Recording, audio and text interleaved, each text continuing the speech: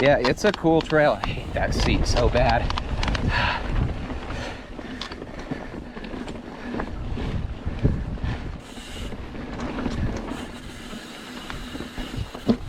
Whoa, AC.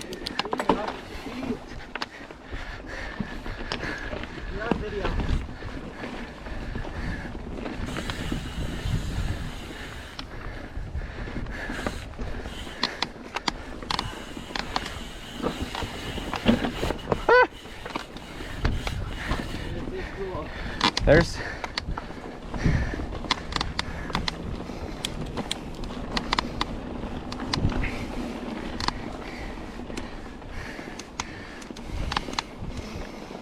that like the upper part of lava flow right there? of what? It turned off. That'd be a fun little.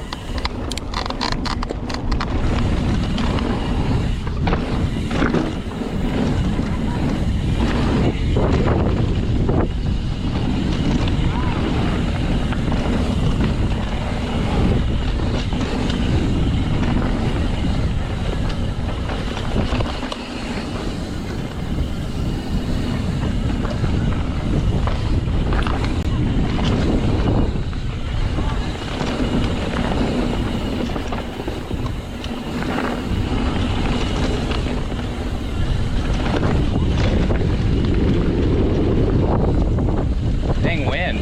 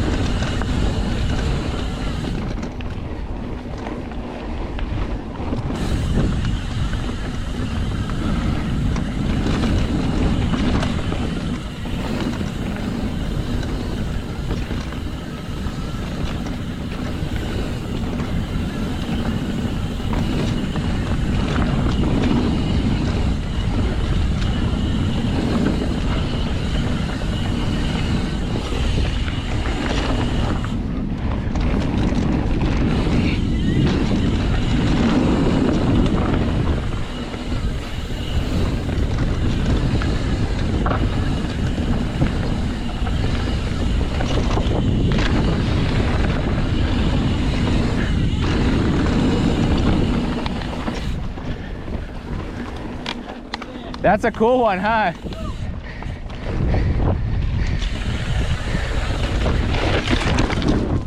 Ooh, that hurts.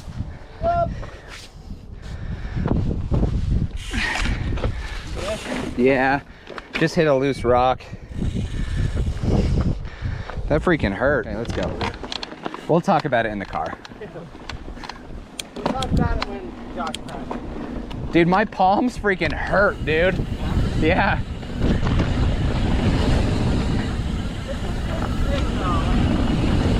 If it wasn't for that dang baby head.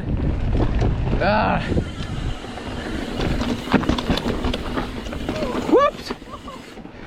I went too fast.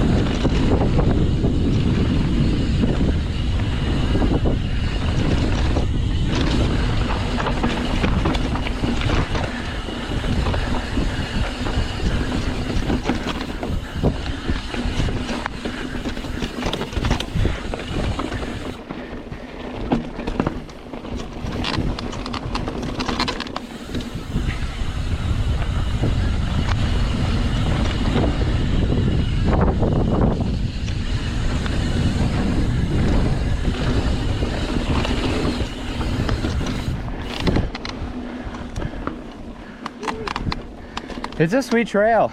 Super fun.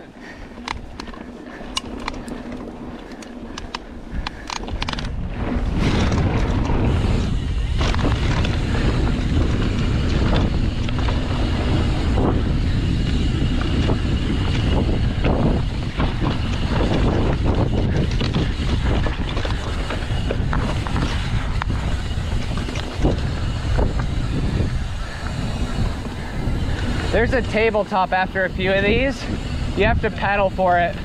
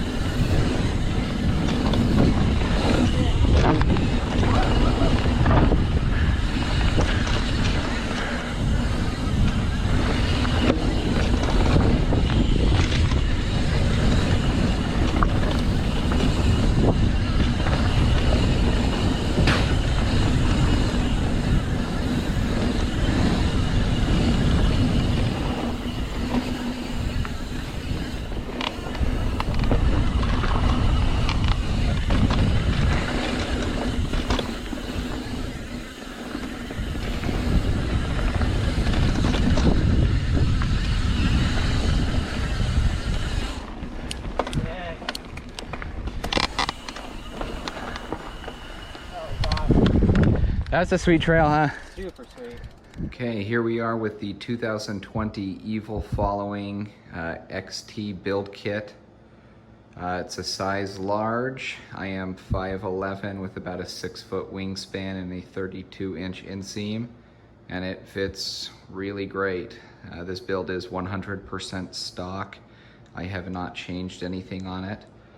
I did opt for that XT kit and also for the 130 mil pike in the front as well, just so the bike would be just slightly more capable on the downhills. I live in southern Utah where it does get pretty rowdy, and thought that extra 130 mil fork would be a pretty great upgrade.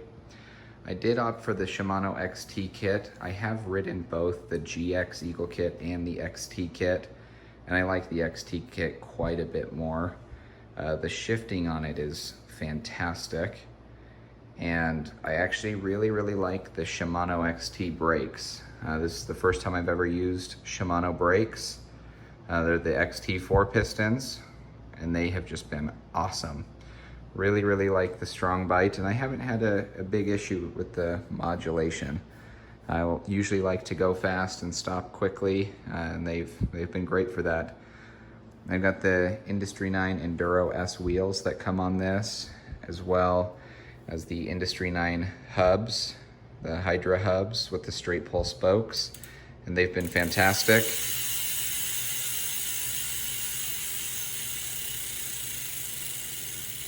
Really liked those.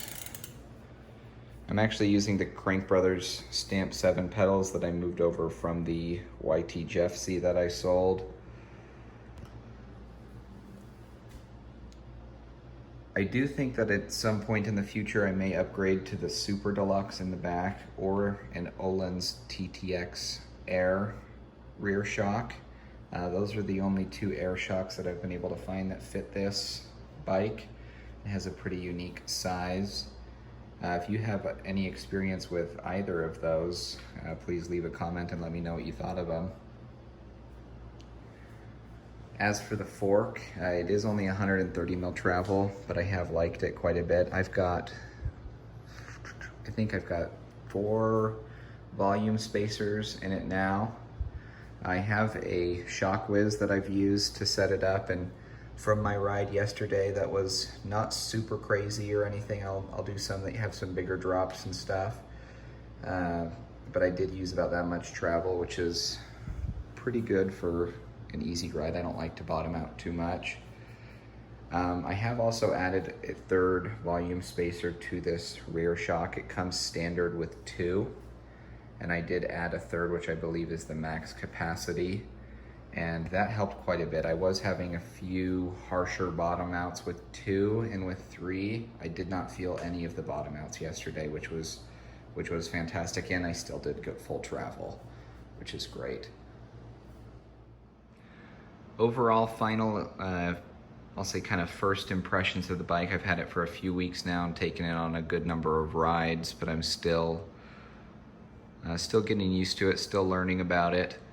The bike has been crazy impressive. I've really liked it. If you are considering getting this bike, I would highly recommend it. It has been far more capable than I would have imagined, while also being very efficient. It's obviously not as efficient as like a cross-country race bike, but it has been pretty pleasant. I bought my wife one of the new YT Izzos. We got her the CF Pro build. Unfortunately, they've had delays because of the coronavirus with their factory in, I believe it's Taiwan. So her bike was supposed to be here about 3 weeks ago, but it won't be here until August. But I chose to get this bike over that bike because it seemed a bit more beefy, and even though it has 10 millimeters less travel, I felt like it would be a bit more capable and less cross-country oriented. When that gets here, if you guys want, I will do an Izzo review, and we do expect that bike to be really great as well. I have really liked these tires, like I said earlier. When that rear DHF wears out, I will be replacing it with a Maxxis Aggressor tire, probably with the double down casing in the back, just for a little extra protection from sharp rocks on the sidewalls and things like that. And it also is a little bit better rolling tire. Bike yoke dropper post has been good. The seat itself, the actual WTB Volt seat, has been a little squeaky, which is a bit annoying. It's the only seat I've ever had that's done that, so if it doesn't quit soon, I probably will replace it. Other than that, the bike is just silent. I really enjoy it. Super capable, super fast, absolutely corners on rails, definitely better than any bike I've ever had. I did sell my YT Jeffsy 27.5 Pro Race. It was a 2019 model to get this bike. I have officially jumped on the 29er bandwagon. I did have several 27.5 bikes before I did jump on that 29er bandwagon, but I have been extremely impressed with them. I haven't really felt any less mobile with the 29er wheels or any less nimble, but when I get back on a 27.5 bike, it almost just feels extra nimble, if that makes sense. I don't really know how to explain it other than that. This bike does have a relatively steep head tube angle. It's 67 or about 68 degrees or something like that. I can't remember off the top of my head right now. But it is extremely nimble with that head tube angle, and I haven't felt any suffering on the downhills for that. I did keep my 2019 YT Capra Pro Race 29er that I'll use for bike parks and some of the really chunky, nasty trails that we do have here in southern Utah. But other than that, this is going to be my daily driver now, and I'm really impressed. Obviously, Evil doesn't have quite as good a value as YT or Canyon or Commensal or some of those brands. But for what I'm getting here, this is, definitely a lot better value than any kind of Santa Cruz option or anything like that. I did look at the Tall Boy, and they're just so dang expensive. I wish they didn't mark their bikes up so much, but obviously a lot of people still pay for them, and it's working well for them, so I guess I'm fine with that. Just a few more things worth mentioning. I've actually really liked having this Minion DHF rear tire. You can see it is one of their higher quality tires, being the triple compound and tubeless ready. It's not the cheapest one. I kind of wish it was double down in the back, just for it to be a little more sturdy at lower pressures, but I've actually liked it quite a bit. I do like how it's lighter. I have had a lot of grip in the back. You can see the tires are still pretty new, but I have tons of traction on this bike, which has been fantastic. And in the front, it is that same DHF triple compound Maxterra. It's the EXO casing, and it is tubeless ready right out of the box. I bought mine from Jensen USA. Jensen was able to get it to me fastest, so that's who I bought it from. It comes with this nice new bike day box that had 2 extra spokes in it, 2 little small things of tubeless sealant, some valves, and 2 extra volume tokens for the fork. I wish it did come with a volume spacer for that rear shock, but I just have to buy that on Amazon, which was fine. 2 things that I did add to the bike that I am pretty happy about is I've added an Invisi frame that I got from Invisi Frame in the UK. They're a bit of a pain to put on. I've put them on all of my bikes, but they do provide really, really great coverage. Just very small gaps in the individual pieces. But, you know, from just a few feet away, you can't hardly tell that it is there. I've really, really enjoyed having that. I've also got the Alt Mountain style frame guards all over the bike. I get the extra large kit, and then I just kind of cover the bike all over the place in these high risk areas, especially on the down tube. Really, really trying to make the bike indestructible, and it's worked really well. I had a little tip over the other day. I haven't wrecked in quite a while, but I got up and there are 0 scratches on the bike. Still looks brand new just because of that Invisi frame, which is awesome. Definitely recommend it. It is a pain in the butt to put on, but it is definitely worth it as well, in my opinion.